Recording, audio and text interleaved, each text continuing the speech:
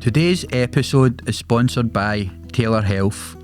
Taylor Health focus on an integrative approach and specialise in preventative lifestyle factors that can optimise overall health and well-being. From health coaching, looking at lifestyle and behaviours, functional nutrition, meal planning and recipes, phlebotomy services for health screening for a multitude of reasons including health monitoring, fertility testing, pre and post surgical testing, sports and athletic performance testing and hormone monitoring. They also provide therapeutic venesection for individuals with hemochromatosis and those on testosterone replacement therapy. Let Taylor Health prioritise your health and well-being, and be sure to mention the Jim King Show to receive your discount.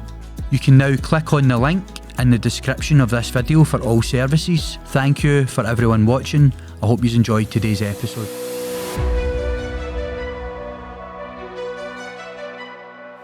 I was quite unwell with a rare genetic disorder that I have called phenylketonuria, and it's really rare in Britain. There's only 2,000 sufferers, but it's quite big in America. So the bullying was always an issue through primary, through secondary, even throughout my college years. I struggled with this for a long time, where they would actually, if they touched me, you know, when you do the dances at school, like the social dancing and stuff, they would actually wipe the touch.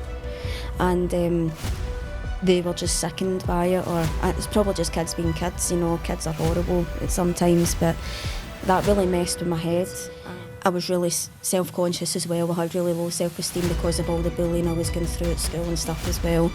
And even when I started going out with him, I would think, why would anybody find me attractive? You know, there was one night where we were in the bed sleeping and I was in my stomach and I was like in and out of sleep. So I was aware, but I wasn't at times. And I seen him get up out the bed and he just went behind me but on top of me, and that's when he took my trousers and everything off and went and dating apps. And I started speaking to somebody, and it was only for a week. I came through and asked if he was alright. He's like, come down and lie with me. And I was like, I'll give you a cuddle, but I'm not staying. And that's when he like inserted his, you know, hands and stuff down there and had a fiddle, and then he flipped me over, and that's when I was bear hugged, and we done like the full intercourse, and I asked him to please stop.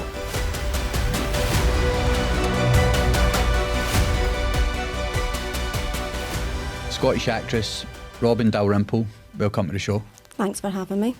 It's great to have you on the show, Robyn. A very inspirational story. Loads of traumatic events throughout your life, and then getting into the inspirational stuff. Mm-hmm. But before we dive into your story, if you can speak me through what's going on in the world of Robyn, what's been happening with you? Well, this year, at the beginning of the year, I done a short film in Edinburgh that was called Severance. Sometimes I get mixed up with the word, but it was like a remake of the Danny Dyer film, and that was a student production, and that was a speaking role I done for that. And then a couple of months after, I get casted for a horror film called The Uninvited Spirit, and we started filming for that. Everything was on the go, and then sadly in April, at the end of April, I ended up taking another flare attack with my Crohn's disease with pain, and I had to go to the emergency room, and that was only 2 days prior till I was meant to go away for 9 days of filming, so the timing was terrible. And I had to let them know, obviously, and very understandably they took me off it. I was really sad, obviously, because, you know, I felt like I really needed that to, like, you know, go and do what I love and be happy, be somebody else, have fun. But they did have to take me off it. So since then, things slowed down a bit with acting roles, but there is other things going on, like I'm planning to do a documentary at the end of the year, and I've got involved with an actress from London, England called, I can't say words, names, can I? No, I would, when you mention her. Yeah, I nearly went blank there. But yeah, I got involved with her from London, and she's been in the industry a really long time, and she's done loads of things, and she's been very insightful and inspirational to me, and she's going to give me a hand on how to write scripts for it, and she's bringing on her filming team as such to help me get it started, and we're hoping to do that come October time. So It might not seem very much at the present time, but it's actually a lot of work that's involved with it. It's inspirational as well, because I know the struggles that you've had with physical and mental health issues, but that's something that we're going to talk about throughout the story. So now I'll take you back, right, to the start, like your early memories, your first chapter, really. And so, well, my earliest was about 3-4 years old, and like I was saying before, like I'm a really spiritual person, and when we're quite young, like obviously we become more aware of our surroundings and the world and stuff like that. And it was like I just came out of nowhere, out of nothing, and just appeared.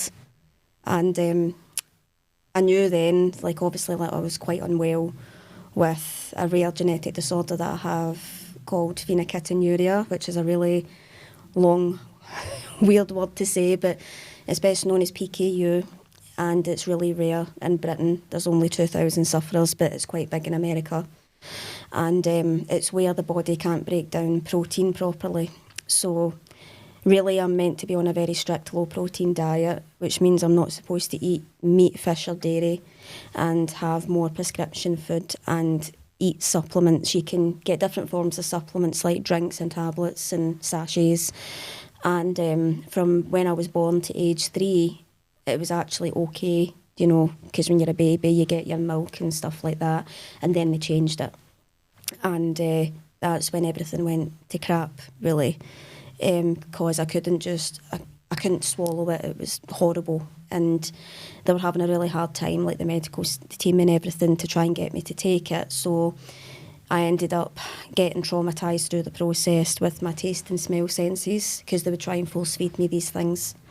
And they tried to tell my parents to starve me so that I would take them, but being the great parents that they are, they never done that. So they put a peg tube in my stomach from age of 3, had that till I was 13. So growing up from then with that, even right through to the present day, was really difficult, because, you know, when you're a child developing with that, you know, you're growing, your brain's growing, like it's essential that you're on a strict diet and you're getting your supplement, because if you're not and you totally neglect it, then you can become extremely mentally and physically disabled. It's actually quite terrifying, considering the other documentaries that I've watched with people in America that have got it. But yeah, so it's always been a thing I've struggled with. Through my childhood, from the age of 3 to 13, when I had the tube in, it was quite easy to manage, because, you know, it was going in there, I didn't have to swallow it or nothing. And then it fell out, but they decided to keep it out at the time because I was losing too much weight, and they put me on a normal diet, which meant I could eat anything. And we were all at the time, thank God, like, I can finally be normal. So physically I was getting better, but mentally I was deteriorating, because it was giving me brain damage, because that's what happens if your protein in the blood's too high. It damages the brain by your whole cognitive function, so concentration, understanding, memory, in rare case seizures, irritability, tantrums. It's a lot to live with, really. It's a lot to live with from such a young age. Yeah, because if you're going to have it, you'll be born with it, and there's no cure, so you'll have it. So as you said, from age 3 up to age 13, going through all those complications, and then it deteriorating your mental health. And like I said, you're meant to have a childhood, you're meant to have great memories. So it's no easy. But I know you spoke to me when you get to around about 14, there was a lot of bullying as well, because obviously you were a wee bit different with your health stuff throughout your primary school and into high school. Yeah. Do you want to talk me through that? So the bullying was always an issue through primary, through secondary, even throughout my college years. It didn't actually stop for me, like I said to you, till I was about 26. But at the beginning, it was because I was different. You know, I had a peg tube in my stomach, I had really bad skin because of my eczema, and that was also due to the PKU. And my learning was really lacked because of the PKU as well, because obviously somebody with a PKU brain, it works totally different to the normal average person. So you can only imagine what that's going to be like for a child age 4 or 5, and you're going into primary school where you're going to be learning all these things, how to read, how to learn, how to do maths and loads of things. And to me, I at the start even really struggled how to learn how to write my own name. It took me years. So, and that was because of how slow my brain was developing. And obviously I had to go through additional needs, as they do in schools and college and stuff like that. And that also made me different. And apart from 2 people in my class, I did have friends, luckily. But the rest of the class, they just never took to me. They just didn't like me. There was actually, I struggled with this for a long time, where they would actually, if they touched me, like for even by accident, or, you know, when you do the dances at school, like the social dancing and stuff, they would actually wipe the touch. And they were just sickened by it, or it's probably just kids being kids, you know, kids are horrible at sometimes, but that really messed with my head. And I always knew that I was different, but I could never understand why. And even now as an adult, I still think like that, but maybe a bit more aware of things. Again, because it's like a form of not just physical bullying but mental bullying, which can be worse. Yeah. Because you're only young, and then you're saying that kids can be horrible, do you know, because they don't realise the impact it's having on the individual. And then you want to go through more trauma, because I know you had some toxic relationships. What happened with that one is that I was really inexperienced when it came to relationships. I still had a lot to learn about what was right, what was wrong, what was consensual, what was not. And there was a few times in that relationship over the 2 years that I was with them where things were quite abusive, and it wasn't just physical, but it was more mental and emotional, I would say. And I didn't know that these things were wrong at the time, and I was really self-conscious as well. I had really low self-esteem because of all the bullying I was going through at school and stuff as well. And even when I started going out with him, I would think, why would anybody find me attractive? You know, everybody drilled it into my head every day at school that I was so ugly and so mutant and so alien and so different. Like, why would this guy want to go out with me? And then there were situations where, for example, there was one night where we were in the bed sleeping and I was in my stomach and I was like in and out of sleep. So I was aware, but I wasn't at times. And I seen him get up out of the bed and he just went behind me but on top of me. And that's when he took my trousers and everything off and inserted himself inside, and I wasn't fully aware of it. And it was really painful because I wasn't prepared to do it.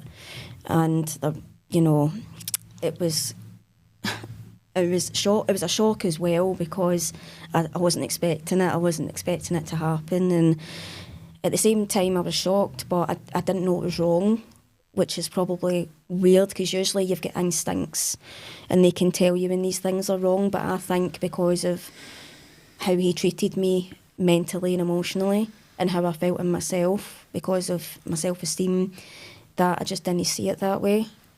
And after that, it was more the mental and emotional side of it, apart from one occasion where I came home from college one day and he was so paranoid, and usually they say the ones that are most paranoid are the ones that are messing about, and I found that later out to be true, that he was messing about quite a lot, and some of them were my friends. And I came from college one day and went into the bedroom and he took my trousers and stuff off, and you know, he checked me to see if I'd been sleeping with other guys at college, if there was like other, you know, stuff down there. Again, I feel stupid even saying it now, but again, I didn't know that was wrong. I just thought that, I mean, I didn't like it, but I didn't know if it was wrong or not, because I was really inexperienced with relationships. So it was stuff that was going on like through the 2-year period, but it was definitely a lot more mental and emotional abuse. And the mental and emotional side of it was like, he would know the horrible things to say, like how I said earlier, when we were out in groups, as you do when you're teenagers and you hang about and stuff, like, he would speak to other lassies in front of me, but not in a normal way. He would, like, you know, flirt with them and stuff. He would, like, text sexual things to girls when I was, like, beside him. And he would phone me and tell me when I was walking to college in the morning that he had people watching me, that he was watching me. He would describe everything I was wearing from head to toe, which really creeped me out because it was exactly what I was wearing. And he seemed to use all the emotions I felt towards him against me all the time. And there was times where he would deliberately cause arguments and split up with me, but get back with me in the same night because he wanted to have make-up sex, because that got him off. And even despite the emotional stress it put me through, because it did every time, because, you know, you're a young lassie, it's like your first serious relationship, you're like, oh God, can I live without you, I love you, all that stuff. And that's how it was, and I lost everything because of him at that point. I gave up my pals, everything, so he was all I had. So he had that power also. Such a emotional and traumatic way to deal with things, I know, because it's more the mental trauma. Yeah. I know there's physical abuse there as well, and you're only so young. Mm-hmm. So moving on for there then, right, when you finally broke free from that, how long until I know there was 3 relationships that were toxic, how long before the next one? So it's just about 4 months.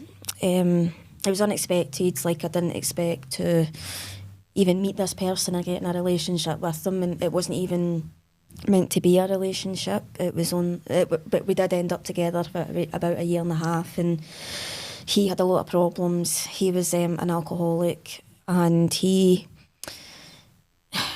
was very sneaky about things, and he would like have lots of naked pictures of girls in his phone, and he would like put them up to my face, and he would say, see that? That's what a real woman looks like. I wasn't like fully developed or anything like that, and I was always back then self-conscious in my body and my breasts and stuff like that. And then I had the wee hole in my belly because of the tube. That will never heal. So, and then I found out that he was cheating on me as well, and then there was times where in bed, you know, when we were having consensual intercourse, he would get so weird, like he'd get like very, very rough and pin me down, and I would say to him, like, you know, we need to like slow down, like I'm not into this kind of thing, like even though we were in a relationship. But again, because I still at that time hadn't had a lot of relationship experience, I didn't know if it was wrong or not. So because I was in the relationship, I was like, oh well, maybe it's normal, because he was only like at that time the second guy that I'd been with sexually. So I was still learning, and I didn't know what was right and what was wrong. He caused a lot of issues between me and my family. His family couldn't stand me. His family thought I was very stuck up and didn't like me, and they didn't have a clue of the stuff he was doing to me. My family didn't either. And a lot of people don't know what's going on, you know, when it comes to friends and family. They don't know that stuff. How long were you in that relationship for? 1.5 years. It was never meant to be a relationship. I don't know how it turned into one, but it was about 1.5 years with him. And then there was another relationship? Yeah, that was also unexpected. That was probably the worst one. The guy that I met, I can't remember how I met him, but his background, his upbringing, I mean, there were signs there that stuff just wasn't right. His behaviours and how he spoke to me and how he treated me and how he spoke about women in general, it was quite sexualised and disgusting. And there was a lot of times where he would pester me a lot for intercourse. And after the first time I slept with him, it just put me right off, because he was so rough, so horrible, just very violent, and that's not me at all. I know some people are into that, but that just wasn't me, and it still isn't. And after that, I don't know why I stuck about. I think it's a trauma bonding thing. I think that's what it was, because again, still quite young and don't have a lot of experience with relationships. My self-esteem is still dangerously low. And I just always seemed to be attracted to these kind of guys and this type of abusive behaviour and stuff. And after that, he would always get quite pester me quite a lot for intercourse. And even though I would say no multiple times, he would still keep it going. There was times where we were sitting down on the couch and he would just randomly like expose himself and just tell me to do it. And just to get peace, I would say, right, fine, hurry up. And then he would just like fling me over the couch and do what he had to do. But it's the opposite of what relationships are supposed to be like. It's traumatic, and then, as you said, it just becomes like you don't, in a way, you think, right, is this the way it's meant to be? Is this what my relationships are? So how did you get away from that relationship? Well, I actually ended up meeting somebody else, and that was also unexpected, because that abusive guy, he took me to a party, and it was like a friend's party, and I ended up going with his friend's cousin, and then I was with him for 3 years, and that's when the abusive relationships kind of stopped. Like, obviously, other guys that I've been with since then, they've not been perfect. You know, they've lied to me, they've cheated on me, they've took drugs, they've been a bit of an arse when they've not got their own way, but they've never done what they guys done to me. It was never near as bad as that. Yeah, but it still didn't help, as in how I see myself with self-esteem when it comes to men in relationships. So moving up, you were age 18. I know you started to get really bad health complications through the Crohn's disease. How bad did it get at that age? Well, it was not long after my 18th birthday, which you can imagine was quite disappointing, because you're legal, can do what you want, get your first drink, don't need to answer to anybody. And then I was actually doing my NC social care course at college, and it was quite random. Like, I just noticed that I couldn't sit in my bottom properly. It was just so painful. And then I went to the bathroom and noticed there was this green fluid coming out my back passage. And I was like, what the hell is that? So I continued on throughout the day. I went home, get worse during the night. And I had to go to A&E, and they said, like, you need to get emergency surgery the next day. It was an abscess. Like, you could tell, like, it was an abscess. My backside was like that. Like, this was the abscess bit. So they drained it, and then we're like, yeah, that's that done. But they kept coming back over months, and they were starting to suspect, right, we think it's Crohn's, and they took a biopsy from the bowel, and that's what confirmed it. And then I didn't really hardly know anything about Crohn's at the time, even though it runs through my family.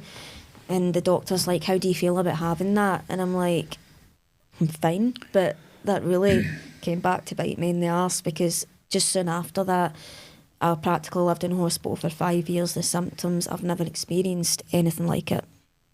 Nothing like it at that time. Again, so much traumatic stuff happening at such a young age. Yeah. What about, I know you went for an operation during that time? Yeah, so there was multiple, but the biggest one was in 2016, when they had to cut open my stomach to remove a major part of the colon, because it was all inflamed with the disease. And they said, if we take this away, it should really help you feel better, because nothing was helping me. Like, no treatment, no tablets, no infusions. The stoma bag didn't even help. The steroids helped, but you can't stay in them because they're dangerous. And they were giving me chronic insomnia, too much energy. My feet and hands and feet were blowing up. It just wasn't healthy. So they done that. And, you know, touch wood, it did help. But unfortunately, during the recovery period of that, I ended up contracting sepsis, and was a day away from dying, as I said. And if that specialist hadn't come down from Glasgow to save my life, I wouldn't be sitting here right now. But since then, it's not been like it used to be, but I do get random attacks of chronic pain, vomiting, and severe fatigue and tiredness. It's just not as regular as what it used to be. So Crohn's is unpredictable anyway, but even more so for me, because back then I would know how much it was coming when it was coming, but now it's just so random. So random. It's such a crazy story already, Robyn. You know, yeah, well, I did say. You see, you're starting to get a wee bit emotional telling it, but We'll get to the inspirational stuff eventually, right? But Get all the crap out first. I know there was also another traumatic event in your life. Yeah. Again, I think it was 2017. Mhm. You'd met someone and there was an allegation there, a sex attack. Mhm. Can you speak me through what happened in detail, please? So what happened was in 2017, I'd split with my other boyfriend. That was just a year relationship. He was younger than me, so it wasn't going to work out. Like, we just weren't compatible. He wasn't mature enough, and he was taking a lot of drugs and stuff behind my back, and I just didn't want to have that in my life. And dumped me a year to the day through text when I woke up in recovery from an operation, so that was nice. So I wasn't dealing with that very well at all, to the point where I fell out with my best friend, I fell out with him, I fell out with my mum, and my mum asked me to go and stay with my dad because we just couldn't get on. And then obviously my head was even more messed up at that time because of what was going on with the breakup, and my mum actually kicked me out, which she'd never ever done because, you know, I was always the golden child. And so while I was staying at my dad's, I felt lost, I was angry, I was upset, I was hurt. Went and dating apps, and I started speaking to somebody, and it was only for a week, and we decided to go on a date, and it was like a pub dinner, like normal, and there were signs there, but I was too, don't know, gullible, naive, stupid. So you met him in, where did you meet him? So we started talking through the dating app. No, I mean that day, that night, where did you go? It was like the first edition pub in out Kilmarnock. for dinner and a few drinks? Yeah. Did you not tell me he was trying to fill you up with wine? Aye, that's what I mean, there were signs there, but my gut was twigging a wee bit, but at the same time I was trying to ignore it because that's where my mental health side comes into play. But that's when I was talking to you about the risks I take with people. Like, the signs are there, but just ignore them because you can't deal with it, kind of thing, if that makes sense. But yeah, he kept buying in bottles of wine, he kept filling up my glass, even though I don't really like alcohol that much.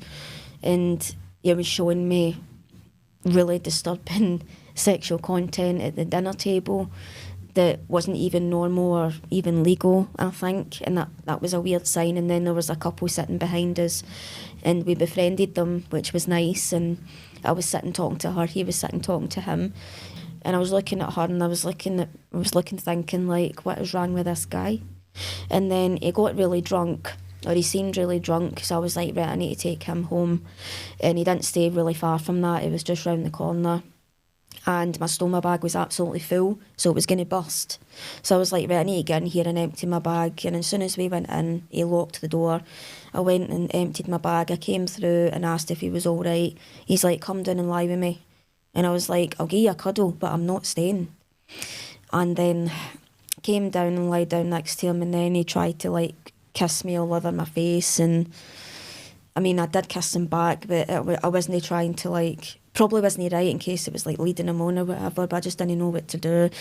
And then he, like, took everything off, and that's when he, like, inserted his, you know, hands and stuff down there and had a fiddle, and then he flipped me over, and that's when I was bear hugged, and we done, like, the full intercourse, and I asked him to please stop, because I didn't want this, I didn't ask for this, I told you I didn't want to do it, but he just kept going. And then I get off, and then he put me onto my side, and then he was doing the intercourse that way, but then I shouted and I was like, please stop. And then he got angry, and that's when he grabbed the side of my head and thumped it off the side of a wooden cabinet. And then I managed to get out the bed after that, and I was going to put my clothes back on, and then he pinned me back down the bed, but then he got up, and then he started taking photos and said, I'm going to ruin your life. And then he let me out the flat, amazingly, because I thought I was going to die that night. And I said, you're going to regret this. And he's like, aye, so I will, you fucking idiot. And then I went straight round to the police station after that. So see, when that happened to you, and you were in the bedroom, how many times did you say no to him? Did he just keep holding you? About 4 times. So he knew what he was doing? Yeah, like, it was weird because obviously when we left the pub and then we were walking round there, he seemed really drunk. But when we get in the flat, he just changed.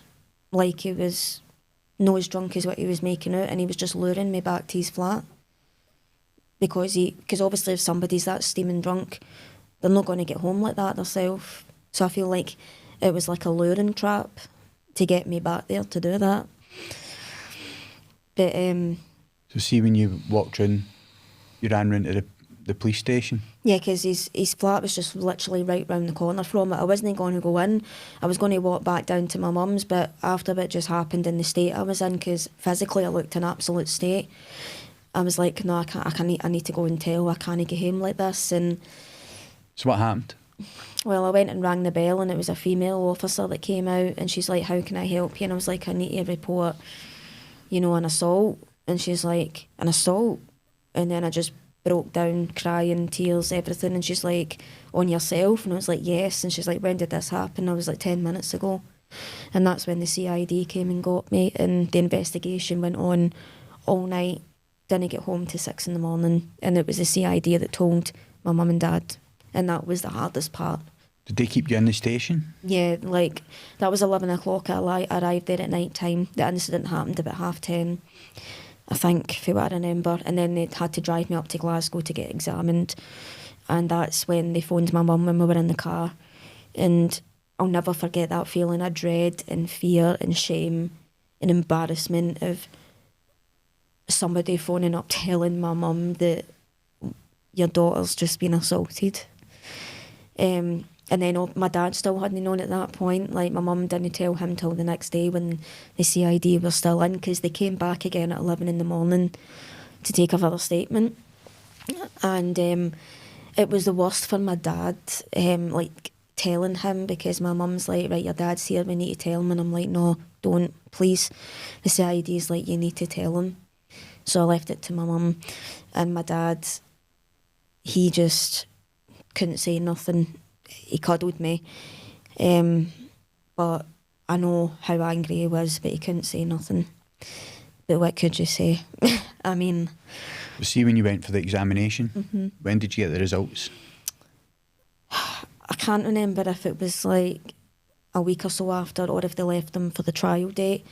Because I remember an officer phoned me telling me what happened with him, because he got remanded that night, and he was remanded for 6 months. Did he have any previous convictions? I don't know, but there was some things, like I said, that just weren't right. And according to, I don't know, it could be hearsay, but according to other people, they were saying that there was things in these Facebook pages that weren't right, about things like taking advantage of girls and stuff like that. I know he took photos of you as well, you said. So see, eventually, so he was kept on remand until the court day. Yeah. Can you take me to that day? So this was about 6 months later, so he was in jail all that time, and the procurator Thisco was quite confident in saying, we won't put you through this unless we know you're going to win it, and he won it. So it was in a high court in Glasgow. And it went on for a week, and I was only there 2 days to give my evidence or whatever. I didn't want to see him, so I got a screen, so I didn't need to see him. And I felt like it didn't go well on my part. Like, the lawyer that I got, they did what they could, but I honestly felt like, I feel terrible for saying this, but they could have done a bit better. And then his lawyer destroyed me in the cross-examination, like, tore me to shreds. I've never been so humiliated in my life, and like, the jury was kind of half and half. See you going through that, that's what really puts a lot of females off reporting these things, sexual assaults, because they don't want to be crucified up there by another lawyer. Do you know what I mean? It's a difficult thing, but everybody urges them to report these things so that it doesn't happen to another girl. But when you're having to go through that, and then him getting a not guilty, that must have been hard. It was really hard. Like, I just felt after it, like, what was the point? Like, what was the point in putting me through all that? Like, everything I went through that night, not just what he did to me, but the examination and the statements, and going over and over and over what had been done to me. And to have that result when they said, you know, we won't put you through this unless we're pretty confident that you'll win, but it didn't happen. And I think it was something to do that the evidence wasn't strong enough, and, you know, they brought up, like, phone conversations and the pictures that he took, and I will admit the pictures don't look great because they just look like I'm either taking my clothes on or off. And there was also a thing that I thought as well, that when they have to think about beyond all reasonable doubt as well, that kind of messed it up a wee bit. But because it was like, I think for my mum and dad told me it was like a half and half, like half of the jury thought guilty, the other half didn't. So I don't know how it came to the no guilty with a half and half scenario, but I wasn't there anyway from when it got passed. I didn't want to be there, I didn't want to see him. And my mum and dad said that they were there every day, and when he got found not guilty, he fell to the floor, relief and tears and crying.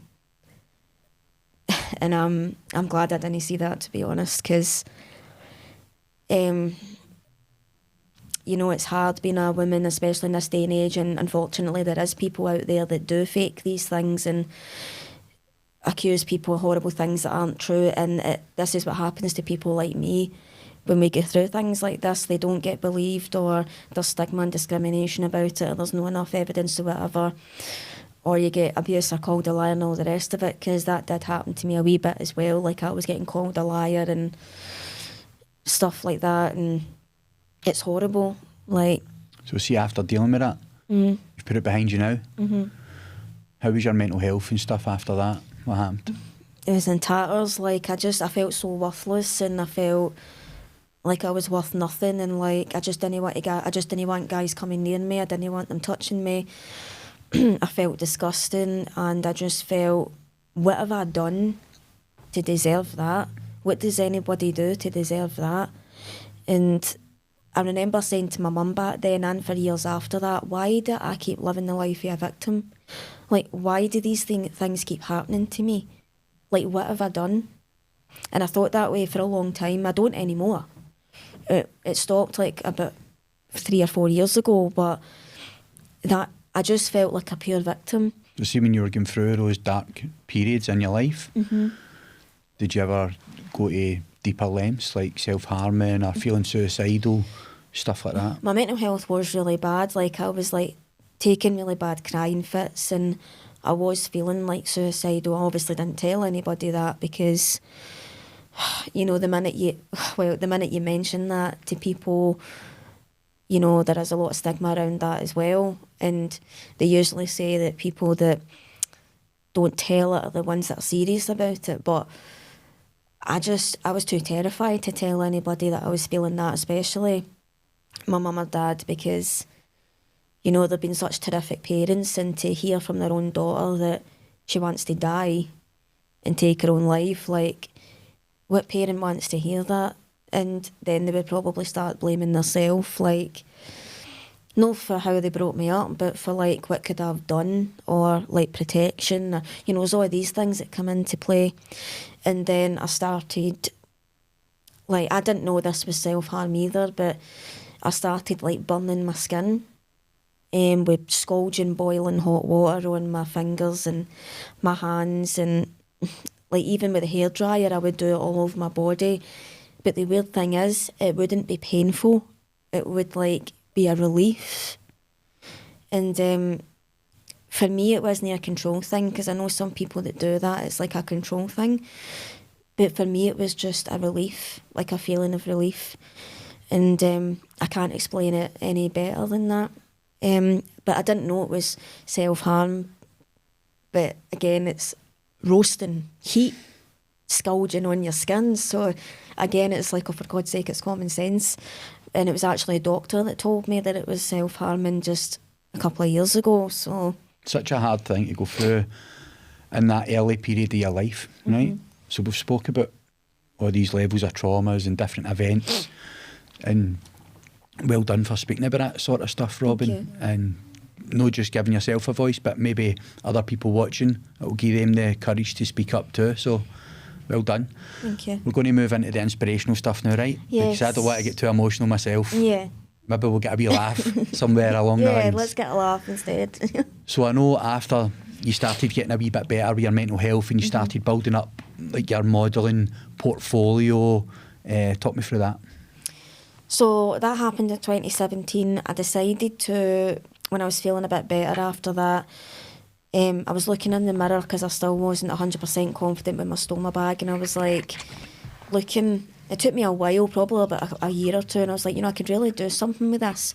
So I decided to try and build a modelling portfolio with freelance, go to different photographers, but basing it purely on awareness for Crohn's disease, scars in the stomach and stoma bags. Because if you were, I don't know, if I was walking down the street and nobody knew me, they'd like, oh, she's as fit as a fiddle, and nothing wrong with her. So wrong. Because most of my disabilities, unfortunately, are invisible. I've got 8, and looking at me, you wouldn't think that at all. And that's another massive thing with stigma and discrimination and Crohn's as well. Like, that is an invisible illness.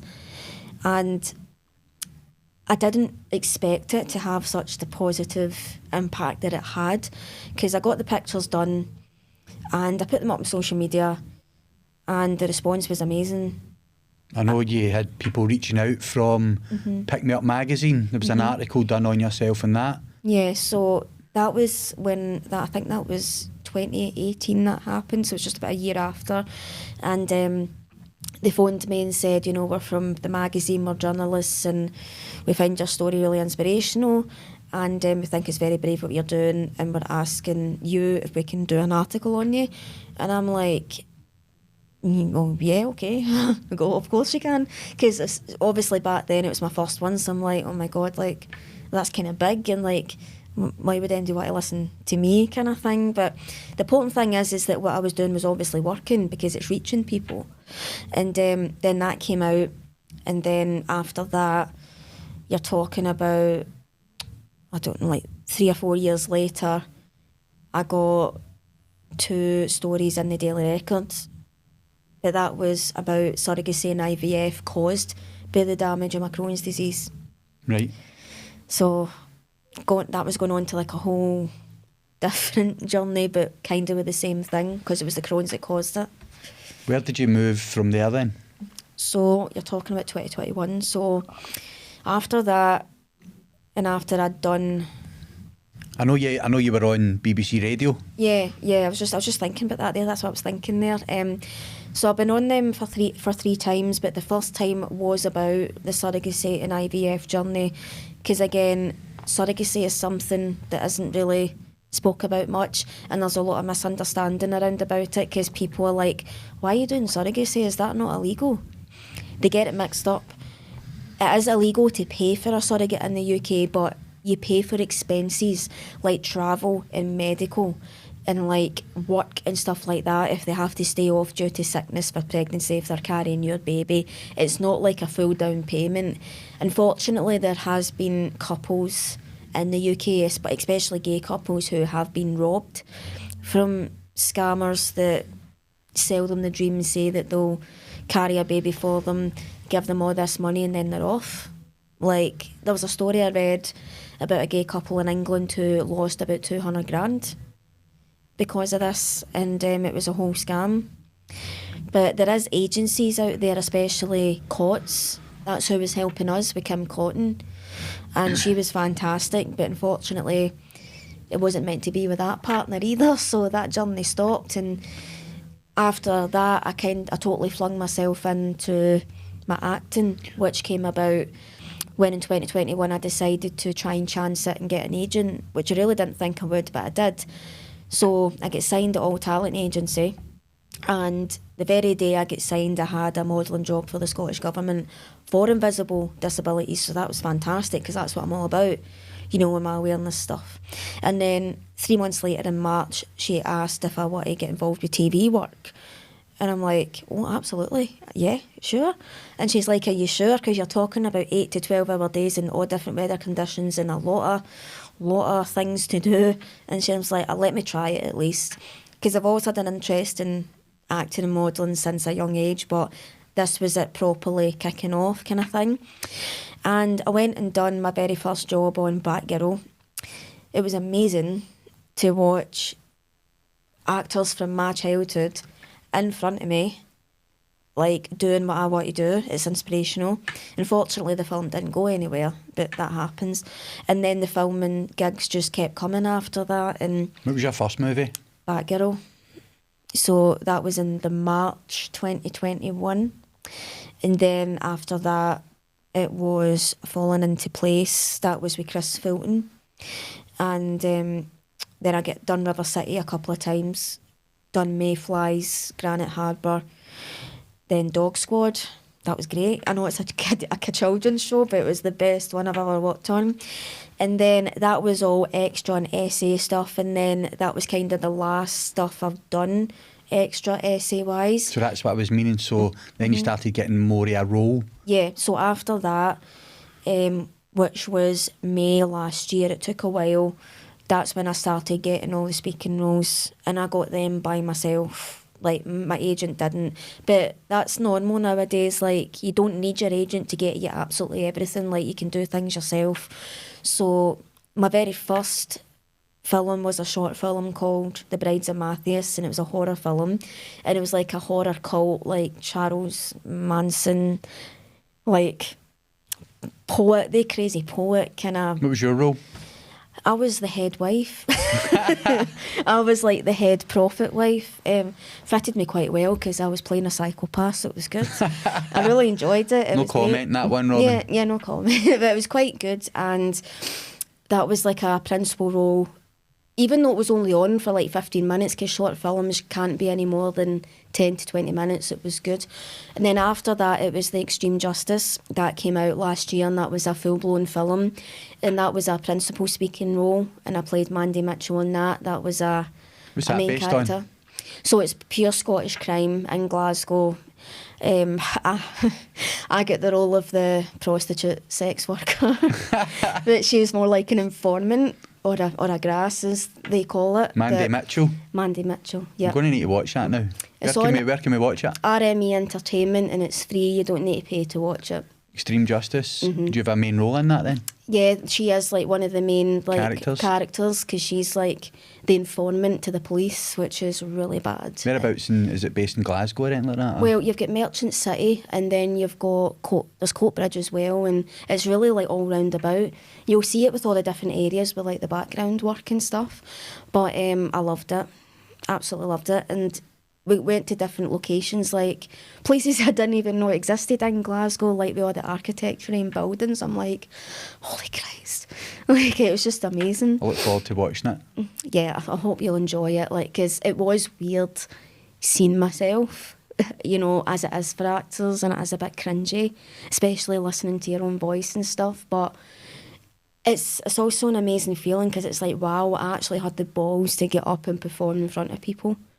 And that's the thing with me as well, like, I don't care if it's like a million strangers, but see, if it's friends and family, I can't do it. I cannot do it. I don't let anybody come and see me do anything, which is quite sad.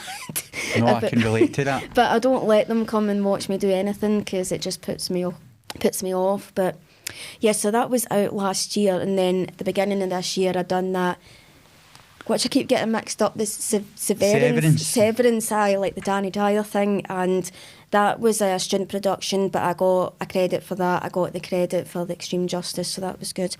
And that was based purely on some scenes from the film, and I played the female version of Billy, who was a male in that, and it was quite good, because I was playing a guy, but as myself, which was something I never done before. Is that a short film? Or? Short film, yeah. Right. And it's quite interesting, obviously, when you come into acting, especially in theatre, because a lot of girls play male parts, and like a lot of Shakespeare and stuff like that. So it was interesting, because that was the first time I'd done that.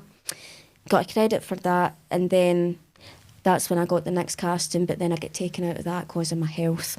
So that's everything up to date just now. It's quite a lot. It's quite a lot, Robyn, but I also wanted to ask you as well, for future roles, what would be your most favourite character to play? Oh God, it would have to be like a badass bitch.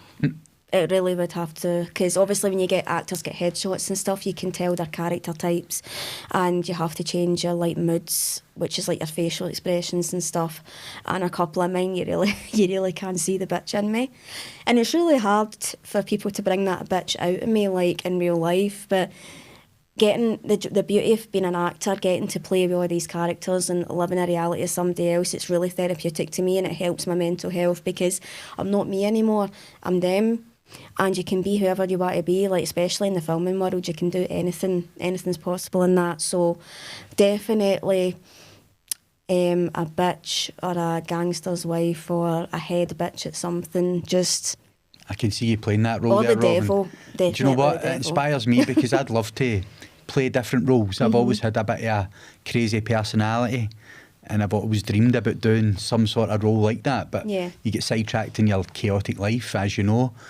Maybe we could do something together. Oh, definitely. But I'm I always up feel- for collaborating. You spoke about earlier about your documentary ideas. Can you talk me through that a wee bit? So I've been wanting to do a documentary for a while, like the past year, but obviously in this industry it's really difficult to find people that understand your vision and want to do the same as you, and who aren't going to use you, lead you down a garden path, and who aren't going to be rude and bullshit you. Because I have experienced a lot of that, especially on the Facebook groups. They aren't really a thing I would recommend, but it is a great way to get work and stuff. So what I want to do is I wanted to obviously have some interviews with me and my family, and my hospital stuff with my health to show what goes on, but then also showing my materials of the acting stuff that I've done, and then everything that I've got on at the present time. And I mean, you're talking about 15-20 minutes because that's not really a long time, but try to cram a lot of that into that. But it's basically focusing on like my journey. Even though I've been through all this and still go through it, I'm still trying, because the biggest message I want to give in all my awareness stuff that I've done over the past 7.5 years is that everybody automatically thinks that as soon as you get a diagnosis of chronic illness, that's it, your life's over, it's a death sentence, but it's not. And 12 years ago, if anybody had told me that I'd be sitting here talking to you, doing acting, doing modelling, doing awareness stuff, I would have been really upset, because I was like, no, it's never going to happen. But look, you just don't know. And that's what I say to folk, if I can do it, they can definitely do it. It's just, I think courage and bravery is a really a lot of things to do with it as well. But see, when you've been through that much shite in your life and you've been treated like shit for so many people, you get to a stage, especially knowing that I'm 30, you just don't give a shit. Like, you don't. You need to really do what makes you happy. Yeah, exactly. Like, life's too short, especially with somebody being chronically ill. Like, I don't know nobody knows when their time will be up, and with somebody that's got chronic illness, I don't know how much time I'll have.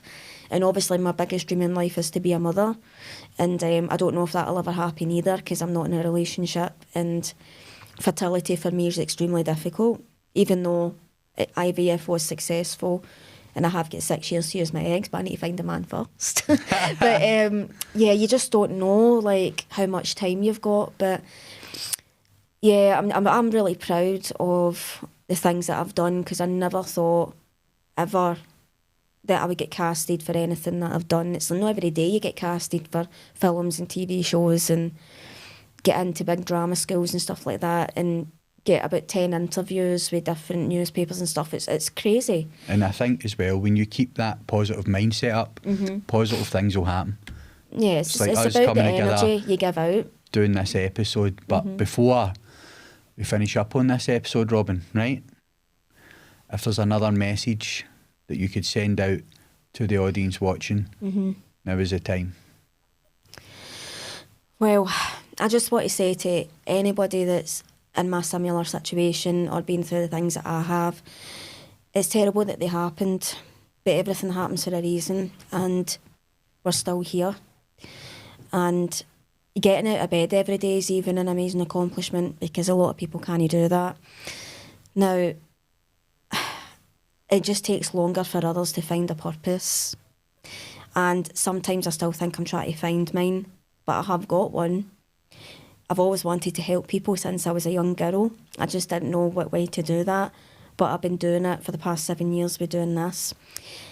my whole life I was told and degraded that I was ugly, that I was a piece of shit, that I was worthless, and that I would never mount to anything and nobody would love me. Even though my relationships haven't been the best, my last one that I was in, that was the best, and he treated me the way I was supposed to be treated, and even though it didn't work out, sometimes it just doesn't, and I'll always love him for that. There's always somebody in this world that loves you, always, and even if you don't believe in the universe works, spirituality, it's working for every single person, and what's for you will not go by you. You just really do not know what's going to happen in future, and that's what gets me through in my really bad days, is that you don't know. You really don't know. You're only 30. You're still young. You don't know what the future holds, and you've just got to believe that things have got to get better. You need to distract yourself with anything at all that makes you happy. And if you want to get up and be a musician or a dancer or an actor, do it. Who cares if folk laugh at you? They're not laughing at you, they're laughing with you. That's the beauty of acting. It's the beauty of performing the arts. Like, getting to be other people. Just be happy.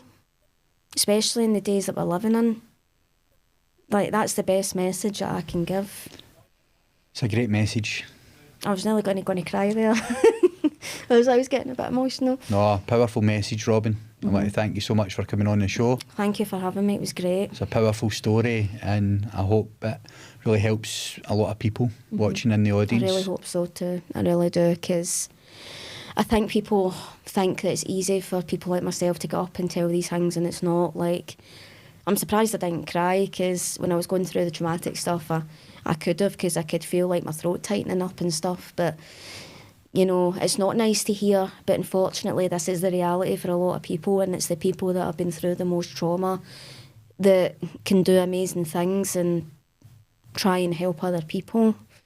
And I don't regret anything that I've been through in my life, my pain, my torture, my trauma, my near-death experience, my illnesses, the pain I'm still in, because if I hadn't gone through any of that, I wouldn't be doing what I'm doing today, and that's the God's honest truth. Powerful. Well done again. Thanks a lot, Robyn. Thank you very much. See you again soon. Very soon.